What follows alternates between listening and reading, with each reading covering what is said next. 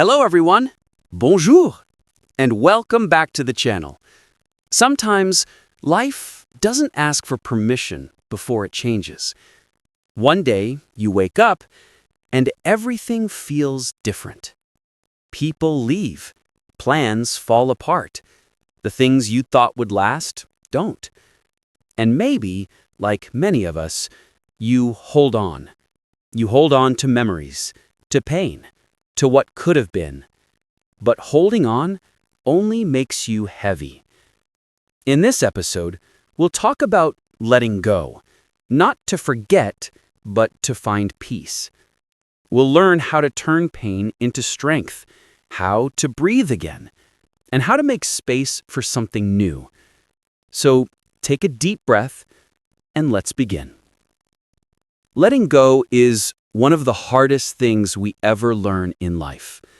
Not because we don't want to, but because our hearts still remember what our minds are trying to forget. Maybe you've been there. You had a dream, a person, a plan, and suddenly it was gone. At first, you tell yourself you're fine. You try to move on. But late at night, your mind replays every moment. The words, the faces, the what-ifs. And the more you fight it, the more it stays.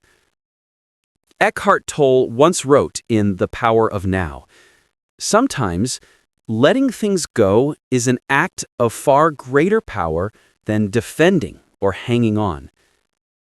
When I first read that, I didn't understand it. How could letting go, giving up, be powerful? But over time, I realized it's not giving up, it's making peace. It's saying, this moment is gone, but I'm still here. I once knew a friend, Maria. She lost her job after 10 years.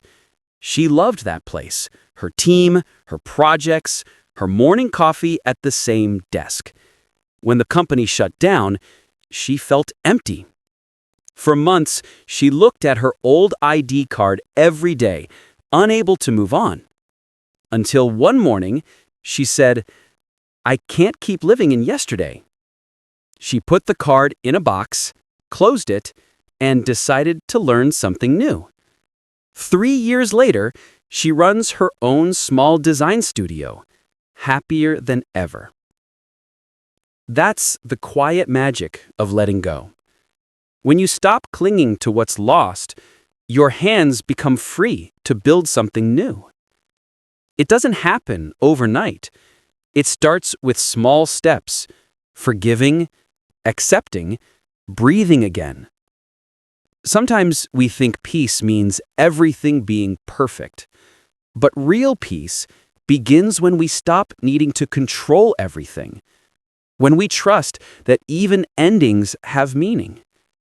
There's a line from the Buddha that I love. You only lose what you cling to. Letting go isn't forgetting, it's learning. It's choosing not to let the past steal your present. It's a quiet decision to heal, to grow, and to keep walking even when it still hurts. So if you're holding on to something right now, a memory, a mistake, a person, take this moment to breathe. You don't have to erase it, you just have to release it. Because every time you let go, you make space for something new to begin. Transforming pain into strength. Pain is a teacher we never ask for, but one we all meet. It comes quietly, sometimes without warning. A heartbreak, a failure, a goodbye you didn't want to say. Most people try to escape pain.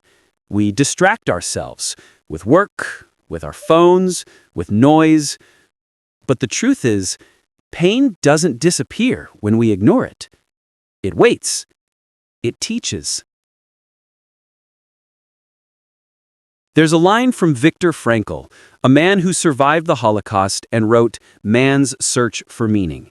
He said, "When we are no longer able to change a situation, we are challenged to change ourselves." That's what turning pain into strength means. You don't erase the pain, you transform it. You let it shape you, not break you. I remember a listener once wrote to me. Her name was Lynn. She failed her English exam 3 times. She said, "Daniel, I think I'm just not smart enough for English." But instead of quitting, she decided to try something different. She stopped studying like a student and started learning like a human. She watched movies she loved. She talked to herself in English every morning. She used her frustration as fuel, not fear. 6 months later, she passed. But more than that, she said, "I'm not afraid of failing anymore." That's strength. Not the kind that looks powerful, but the quiet kind that grows when you refuse to stay broken. Every scar, every disappointment, every painful goodbye, they all carry lessons inside them. The pain that once made you cry can one day make you wise. Think about trees. When a storm hits, they don't run. They bend. They shake, but their roots grow deeper. You're the same. Every time life shakes you, it's helping you grow roots you can't yet see. Sometimes you'll look back and realize the things that hurt you the most also taught you who you really are. As Rumi wrote, "The wound is the place where the light enters you." So instead of asking, "Why is this happening to me?"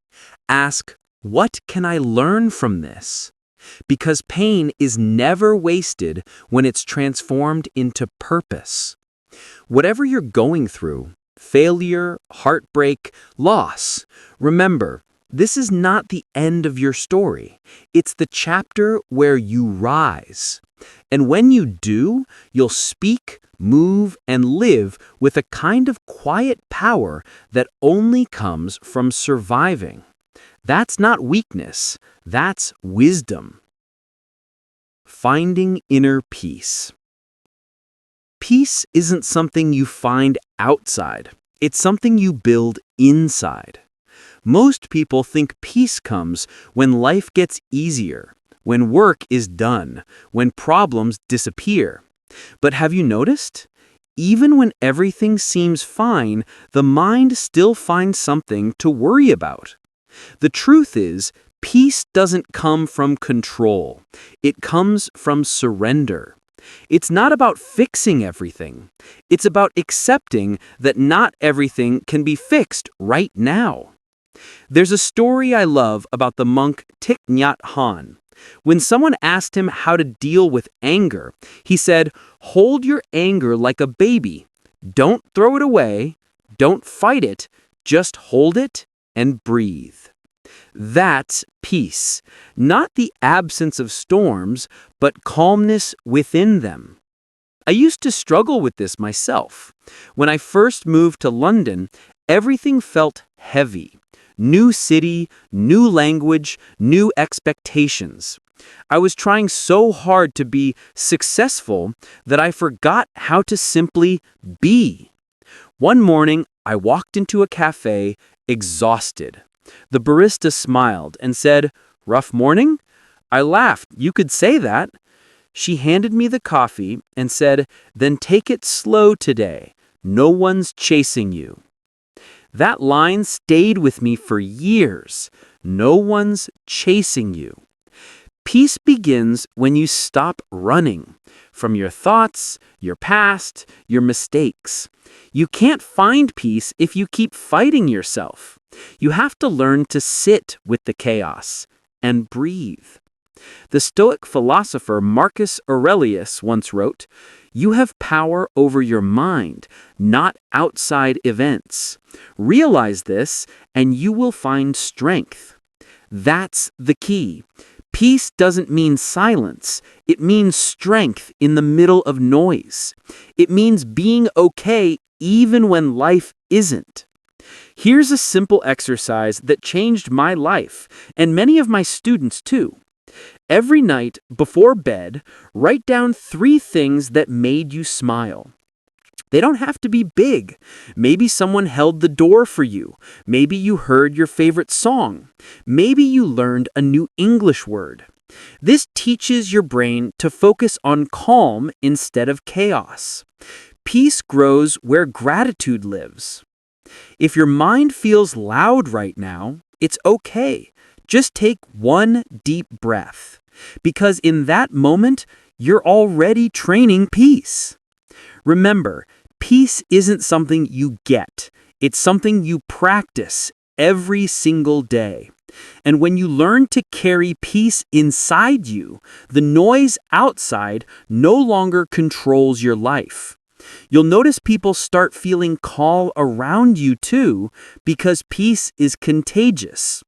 So next time life feels too fast, too heavy, too loud, pause, breathe, and remind yourself, no one's chasing me. The power of small steps. We all want big change. We dream of fluency, success, confidence, and we want it now. But the truth? Big change doesn't come from big moves. It comes from small, quiet steps repeated every day. There's a Japanese concept called kaizen, meaning continuous improvement. It's the idea that tiny progress done consistently leads to extraordinary results. 1% better each day. That's all it takes. When I first started recording my podcast, I hated my voice. I'd record, delete, record again, 100 times. Nothing sounded good enough.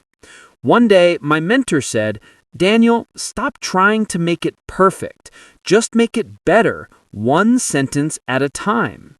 That advice changed everything. I started focusing on progress, not perfection. And slowly, my confidence grew. It's funny, people think success is a leap, but it's actually a slow walk. Every fluent speaker you admire, every creator you follow, they all started awkward, unsure, afraid. The difference is they kept walking. Think of a mountain. You don't reach the top by jumping. You climb, one step, one breath, one moment at a time. James Clear, in his book Atomic Habits, wrote, "You do not rise to the level of your goals, you fall to the level of your systems." That means stop obsessing over results. Start building habits that make results inevitable. Maybe your goal is to speak English confidently. Then start small. Say one sentence every morning. Record yourself once a day. Have a 5-minute conversation online. Don't wait for motivation. Build momentum. I once taught a student from Vietnam named Ling. She told me, "Teacher, I want to speak English fluently, but my pronunciation is terrible." I said, "Okay, let's focus on one sound today." For 30 days, she practiced just that. One small sound. 30 days later, her confidence transformed. Not because she mastered English, but because she mastered consistency. Small steps create trust. Trust in yourself. Every time you keep a small promise, your brain learns, "I can do this." That's how confidence grows. Not from theory, but from repetition. When you take small steps daily, failure stops feeling scary.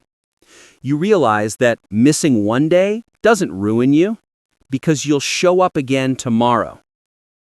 Remember, slow is not weak.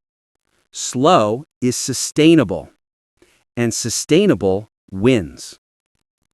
The Stoics said, "No great thing is created suddenly." Even the sunrise takes time. So here's my challenge for you.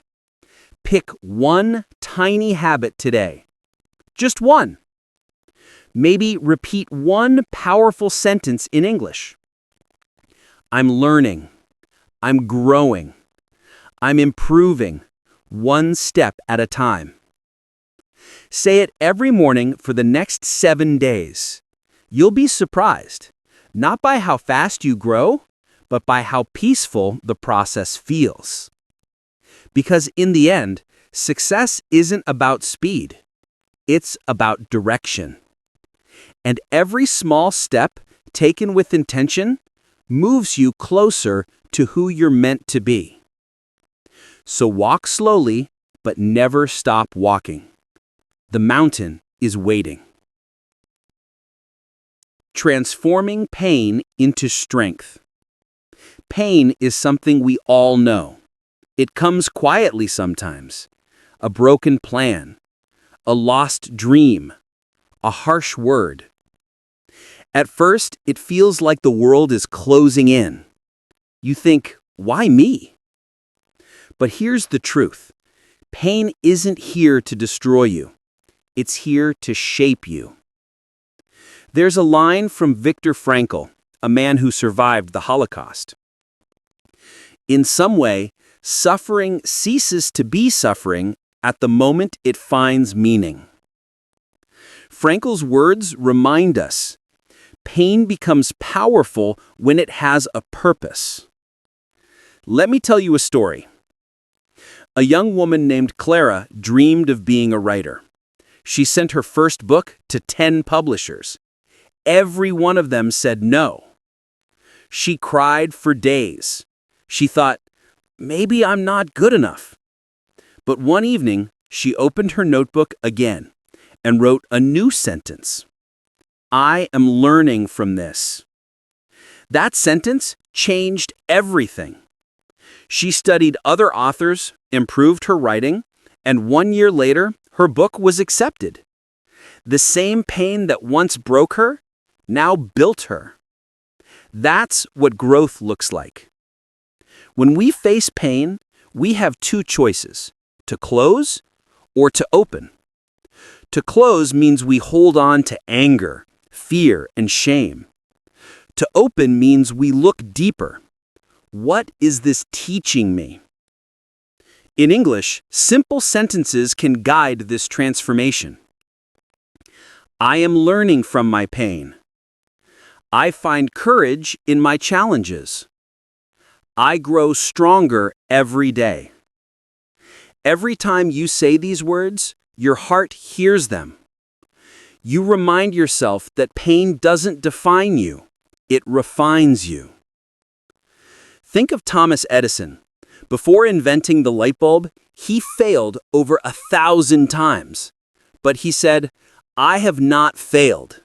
I've just found 1,000 ways that won't work. That's resilience, the power to rise again. When you write or speak in English about your pain, you don't just practice language, you practice healing. Try this small exercise. Take your journal, write one experience that hurt you. Then write, this experience taught me courage. I am growing through this challenge. Read it aloud slowly. Feel the change. Pain becomes softer.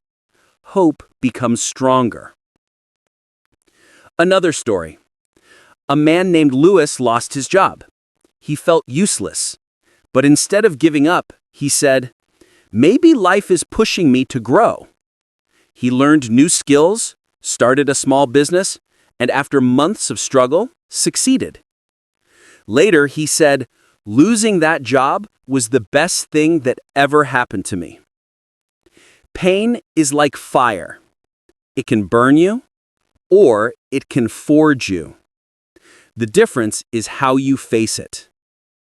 So next time you hurt, breathe and say softly, this pain is teaching me strength.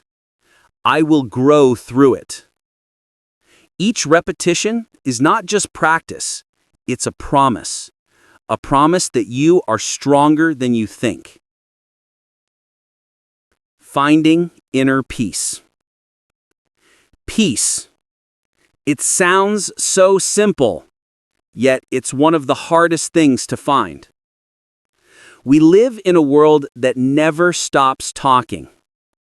Messages, notifications, deadlines, people telling you who to be, what to do, what to chase. And sometimes even your own thoughts feel too loud. But here's the truth. Peace doesn't come from silence outside. It comes from stillness inside. There's a quote I love from Thich Nhat Hanh.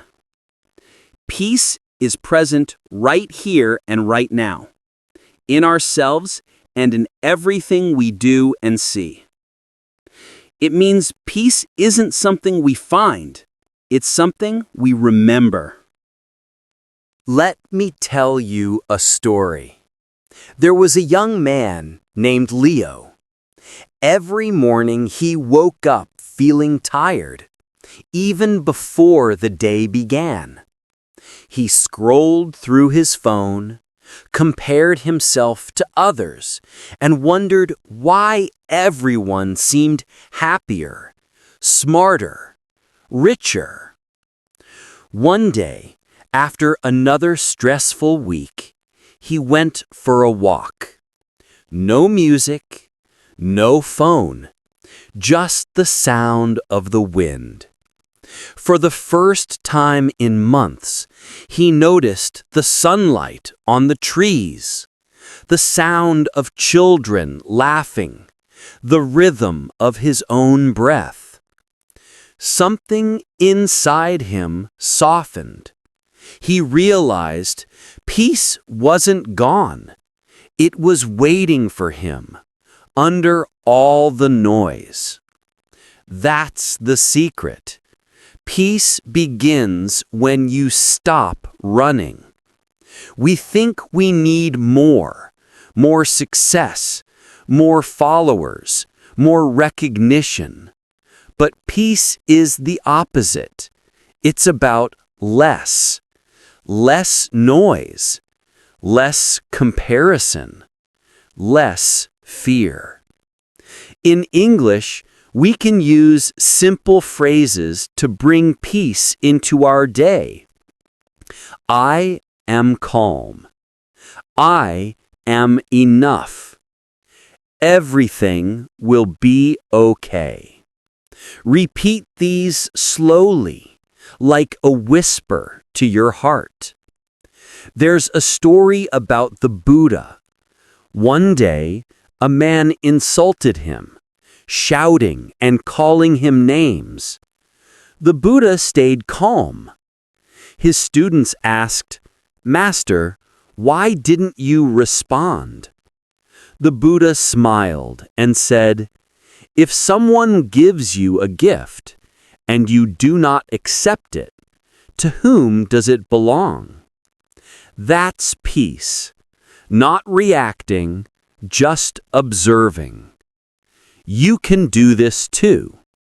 Next time someone's rude or life feels unfair, take one deep breath and say, "I choose peace." In your English practice, peace matters too. When you speak, don't rush. Don't worry about mistakes. Breathe. Feel each word. Let English flow naturally, not perfectly.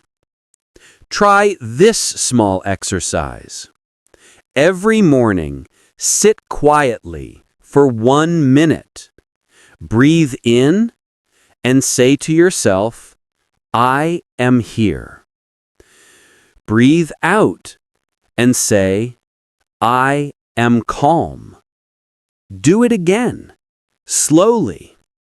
That's not just English practice, that's peace practice. Remember what the Dalai Lama said. Do not let the behavior of others destroy your inner peace. You can't control the world, but you can control your breath, your words, your focus. That's where peace begins, in the small space between what happens and how you respond. So whenever life feels heavy, slow down. Look around. Listen. Peace isn't far away. It's inside you, waiting quietly to be noticed. My friend, if you've made it here, thank you. You've learned something most people forget. Fluency isn't just about words. It's about awareness, about how you think, feel, and speak with yourself and with the world. Remember, speak slowly, think clearly, live calmly. That's how English and life becomes natural. If this message spoke to you, share it. And if you want more lessons like this, real, human, powerful, subscribe to the channel. Together, we'll keep learning how to speak English and how to live with peace, purpose, and confidence.